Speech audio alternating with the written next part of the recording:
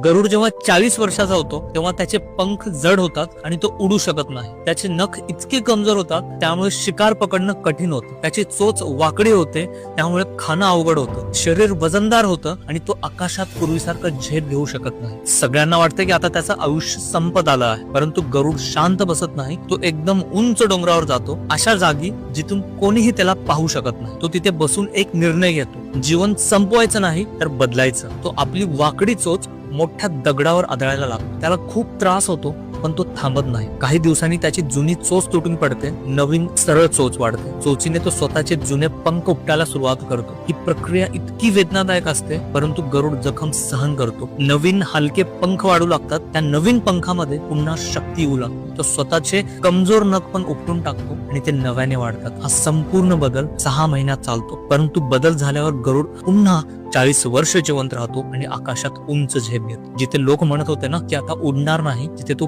पुन्हा उडू लागतो. या कथेचा अर्थ खूप खोल आहे मित्रांनो. कधी कधी स्वतःला नव्याने घडवण्यासाठी जुनी सवय, जुनी कमजोरी, जुनी भीती तोडावी लागते. प्रगतीला वेदना लागत असतात, पण वेदना सहन करणारेच पुनर्जन्म घेतात. लोक म्हणतात परिस्थिती बदलत नाही,